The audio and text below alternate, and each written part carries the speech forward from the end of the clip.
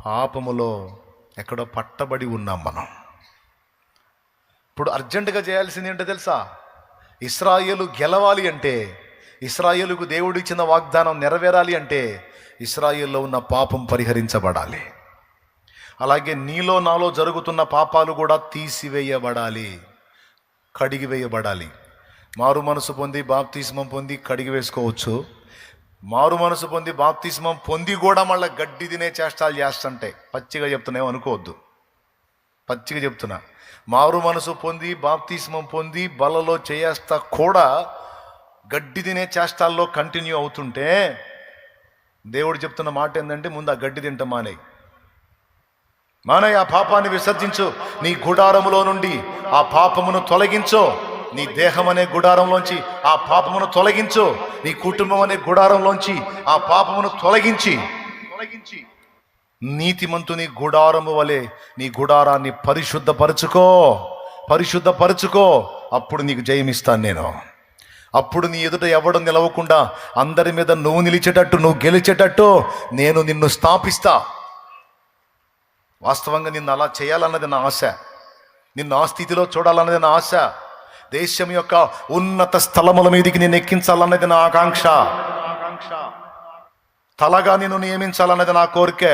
ఎందుకంటే నువ్వు నా బిడ్డవి, నిన్ను నా రక్తం ఇచ్చి కొనుక్కున్నాను. తలగా ఉంచాలని ఆశించాను, తోకలాగా తయారయ్యావు. కారణం ఏంటో తెలుసా? పాపం. నేను అసహించుకునే పాపం. దాన్ని బట్టి నేను నిన్ను బ్లెస్ చేయలేను. నువ్వు అర్జెంటుగా ముందు దాన్ని తొలగించుకోవాలి. ఎంతమందికి స్పష్టంగా అర్థమైంది? ఎవరెవరు ఎక్కడెక్కడ గడ్డి తింటున్నారో మీకు తెలుసు, నా బతుకు నాకు తెలుసు, మీ బతుకులు మీకు తెలుసు. మీరైనా నేనైనా నేనేం పాస్టర్ అనే స్పెషల్ ఏం లేదు, మీరేం విశ్వాసులు అనే స్పెషల్ ఏం లేదు. మీరైనా నేనైనా గడ్డి తినే చేష్టాలు మానుకుంటే తలకాయలాగా తయారవుతాం, లేకపోతే తోక బతుకులు బతకాల్సి వచ్చింది. దేవుడు తన వాగ్దానాలు తప్పిపోయేవాడు కాదు, వాగ్దానాలు నెరవేరుస్తాడు ఆయన. కానీ ఎందుకు నెరవేరట్లేదు? పాపం. దేవుడు చెప్పాడు, నా మాటలు మీ అందు నిలిచిన ఎడలా నేను మీ అందును, మీరు నా యందును, నా మాటలు మీ అందును నిలిచిన ఎడలా మీకేది ఇష్టం అడగండి, చేయకపోతే అప్పుడు అన్న. మరి ఇంత మాట అన్న దేవుడు ఎందుకు నెరవేర్చట్లేదంటే ఆయన దుఃఖపెడుతున్నటువంటివి మన ద్వారా జరుగుతున్నాయి. వాటిని దిద్దుకొని చూడు. చెప్పు దేవుని ముందు, సరి చేసుకున్న ప్రభువా, మారు మనసు పొందా, ఇక దాని జోలికి పోను, ఆ దరిద్రపు దాని జోలికి పోను, ఆ పనికి మాలిన దాని జోలికి పోను, ఆ పాపిష్టి దాని జోలికి పోను. నాకు కృపనివ్వు. నా గుడారము నుండి అపవిత్రతను తొలగించుకున్నా, నా గుడారము నుండి, నా ఇంట్లో నుండి తొలగించుకున్నా, నా దేహముల నుండి కూడా తొలగించుకున్నా, నేను పరిశుద్ధపరచుకున్న నీ రక్తములో నన్ను కనికరించి నా ఎడల నీ కార్యాలు మొదలుపెట్టు అని దేవుని ముందు కూర్చో. నువ్వు నా దేవుని బలమైన బాహువుతో నీ కార్యాలు జరిగించకపోతే అప్పుడు అడుగు, అప్పుడు నెరవేరుస్తాడు. అప్పుడు నెరవేరుద్ది. ఎవ్వడు నీ ఎదుట నిలవలేకుండా నేను నిన్ను నడిపిస్తాను. కానీ ఎట్లా సాధ్యమండి? రహస్య పాపాలు జరుగుతూనే ఉన్నాయి కొంతమంది జీవితాల్లో, బహిరంగ పాపాలు జరుగుతూనే ఉన్నాయి కొంతమంది జీవితాల్లో, దేవుడు అభ్యంతరపడే పాపాల్లో కంటిన్యూ అవుతానే ఉన్నారు కొంతమంది.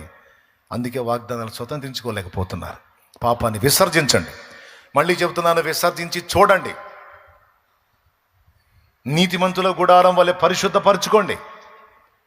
నీ ఇంటిని ప్రక్షాళన చేయి, నీ ఒంటిని ప్రక్షాళన చేయి, నీ నోటిని ప్రక్షాళన చేయి, నీ కంటిని ప్రక్షాళన చేయి. అపవిత్రమైన వాటిని చుట్టమానేయి. కొంతమందికి అశ్లీల చిత్రాలు చూసే దురలవాటు ఉంది. రాత్రుల వేళల్లో పర్సనల్గా ఉన్నప్పుడు సెల్ ఫోన్లు ఓపెన్ చేసుకొని అశ్లీలమైన అపవిత్రమైన వాటిని చూసే అలవాటు ఉంది. దేవుడు అభ్యంతర పడతాడు. అపవిత్రమైన వాటిని చుట్టమానేయి, అసహ్యమైన వాటిని చుట్టమానేయి. నీ గుడారంలో నుంచి ఆ శాపాన్ని తొలగించు, ఆ పాపాన్ని తొలగించు. నేను నిన్ను ఆశీర్వదించాలనుకుంటున్నాను. శాపగ్రస్తులాగా ఉండొద్దు, శాపగ్రస్తులు చేసే క్రియలు చేయొద్దు. అపవిత్రమైన వాటిని నీ యొద్ద నుండి తొలగించుకో. అది తొలగించబడ్డ తర్వాత మళ్ళా నెక్స్ట్ రౌండ్లో ఇశ్రాయేలుకు జయం వచ్చినట్టు యెహోషువ గ్రంథంలో రాయబడి ఉంది. నీకు ఆశ్చర్యం, అరే నాకంటే చిన్న వాళ్ళు లైన్లో ఉంటున్నారు, నేను ఎందుకు ఇలాగ అయిపోతున్నానంటే ఒకవేళ పాపమై ఉండొచ్చు. చిన్న వాటిని గెలవలేకపోతున్నాను, చిన్న పట్టణాన్ని జయించలేకపోయానని యెహోషువ ఏడ్చినట్టుగా నువ్వు ఏడుస్తుండొచ్చు. కారణం ఏమై ఉంటుందో తెలుసా? ఎందుకు నీకు దేవుడు హెల్ప్ చేయలా? ఎందుకు ఓటమికి అప్పచెప్పాడు? ఎందుకు అవమానానికి అప్పచెప్పాడు? పాపం. ఇది ఎవ్వరికి ఇందులో కేటాయింపు లేదు, మినహాయింపు లేదు. రాజ్యాన్నేలే రాజైనా, దేశాన్నేలే ప్రధాన అయినా, రాష్ట్రాన్నేలే ముఖ్యమంత్రి అయినా, ఎవరైనా ఇందులో వేరియేషన్ లేదు. అందరూ ఆయన ముందు సమానమే. వాళ్ళు దేవుణ్ణి ఎరిగిన వాళ్ళు అయి ఉంటే వాళ్ళు దిద్దుకోవాల్సిన లెక్కలు దిద్దుకోకుండా పాపాన్ని నిర్భీతిగా నిర్భయంగా చేస్తూ ఏముందులే అనుకుంటే ఆడ కూసోరా పెద్ద మనిషిని కూర్చోబెడతాడు దేవుడు. కూర్చోబెడతాడు, ఎవడినైనా కూర్చోరా పెద్ద మనిషి, నువ్వు ఓడిపోతావు, ఓడిపోయి కూర్చో అని కూర్చోబెడతాడు. గుండెల్లో దేవుని భయం ఉండాలి. నా దేవుడు ఒప్పుకోడు ఈ పాపాన్ని, నా దేవుడు ఒప్పుకోడు ఈ అసహ్యమైన క్రియల్ని, నా దేవుడు ఒప్పుకోడు ఈ పనికిమాలిన పనుల్ని. నా దేవుడికి నచ్చే పనులు నేను చేస్తాను. నన్ను నిలబెట్టేవాడు, నా తల ఎత్తేవాడు, నాకు సింహాసనం ఇచ్చేవాడు, నాకు కిరీటం ఇచ్చాడు నా ప్రభు. దేవా, నా ఉపాధి ఎందుకు దీవించబడట్లేదు ప్రభువా అని కొంతమంది ఏడుస్తారు, కొంతమంది బాధపడతారు. నా పొలం ఎందుకు పండలేదు, నా వ్యాపారం ఎందుకు అభివృద్ధి కాలేదు, నేను ఉన్నతమైన స్థితికి వెళ్ళాలనుకున్నా ఎందుకు వెళ్ళలేకపోతున్నా, రకరకాలు. దేవుడు అంటాడు, రాజీ పడ్డావు కదా నాన్న పాపంతో, రాజీ పడ్డావు కదమ్మా పాపంతో. రాజీ పడటం అంటే ఏంటో తెలుసా? ఫిక్స్ అయిపోవటం. దాన్ని మానుకోలేను, అది కంటిన్యూ అవుతానే ఉంటుంది, నా వల్ల కాదు అని ఫిక్స్ అయిపోవటం. ఫిక్స్ అయిపోవటం వేరు, పోరాటం వేరు. దేవుడు ఏం ఆశిస్తున్నాడో తెలుసా? పోరాడు, ఎదిరించు, దాన్ని అధిగమించడానికి కష్టపడు, నేను మెచ్చుకుంటా, నీకు హెల్ప్ చేస్తా. అంతేగాని అబ్బో మన వల్ల కాదు, ఆ లింకు తెంచుకోవటం మన వల్ల కాదు, కష్టం అని లింకుని కంటిన్యూ అయితే అక్కడే జావంటాడు దేవుడు. ఆ లింకులోనే జావరా, నీ బతుకు అక్కడే తెల్లారిద్ది అంటాడు. లేదు, నీవు ఆశీర్వదించబడాలా, తలగా ఉండాలా, దేశం యొక్క ఉన్నత స్థలాలకు ఎక్కాలా, అన్ని విధములైన ఆశీర్వాదం స్వతంత్రించుకోవాలి. అట్లయితే దేవుడు చెప్పినట్టు చక్కదిద్దుకో, లింకులు తెంచుకో, క్రమంలోనికి రా. నా తండ్రి నీకు ఇచ్చిన ప్రామిస్ నెరవేర్చకపోతే అప్పుడు అడుగు. ఆమెన్, ఆమెన్, హల్లెలూయా, హల్లెలూయా. అది విషయం. మూడవది పాపం. నాలుగవది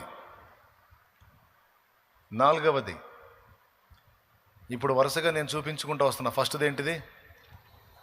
వాక్యం చూపించారు. రెండవది ప్రార్థన చేయకపోవడం, ప్రార్థన లేమి. మూడవది పాపం. నాలుగవది దేవుని వాగ్దానం నెరవేర్చబడటానికి మనకు ఒకటి కావాలి. ఒకటేమో మనలోంచి పోవాలి, ఒకటి మనకు కావాలి. ఏంటంటే ఓర్పు.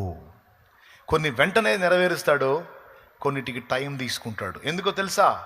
నీకు ఇచ్చిన ప్రామిసులు నీ పక్షంగా నెరవేర్చడానికి నా తండ్రి టైం తీసుకుంటాడు. దానికి మీకు ఇందాక నేను చెప్పినటువంటి జీవిత ఉదంతం సాక్ష్యం. యోసేపు లైఫ్ వాగ్దానం ఒక రకంగా ఉంది, బ్రతుకు ఒక రకంగా ఉంది, అవునా? కానీ మీరు గమనించండి,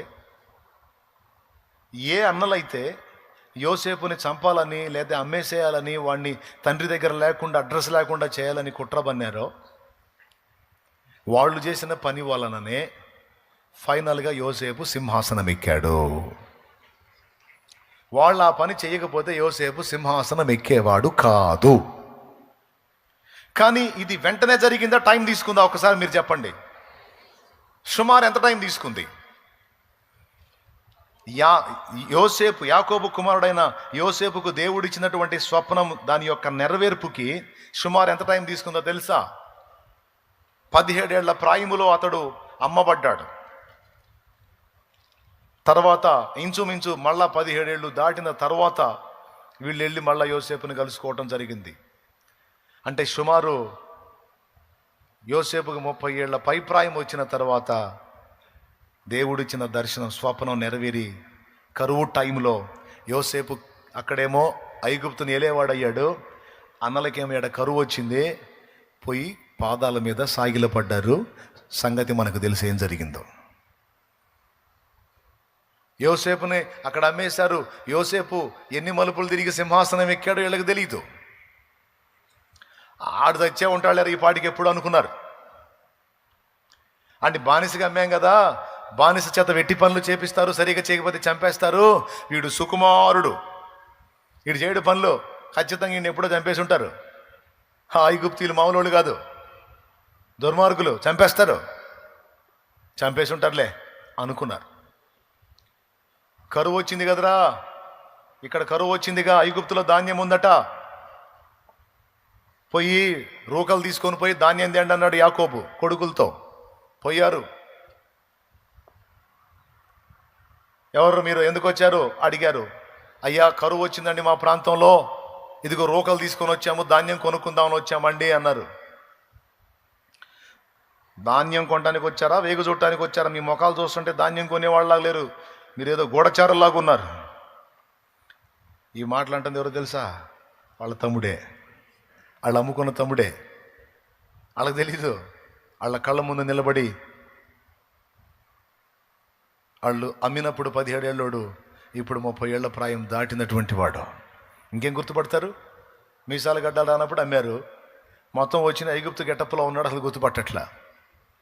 అయ్యా ఏలినవాడా, ఇదిగో నీ దాసులమైన మేము అట్టివారము కాము, మేము గూఢచారులము కాము, మా తండ్రికి మేము 12 గురము, మా తండ్రి ఫలానా, మా తండ్రికి మేము 12 గురము, ఒకడు లేడు, ఒకడు చిన్నవాడు, 10 మంది మేము వచ్చాము, మొత్తం 11 మంది ఉన్నాము, ఒకడు లేడు.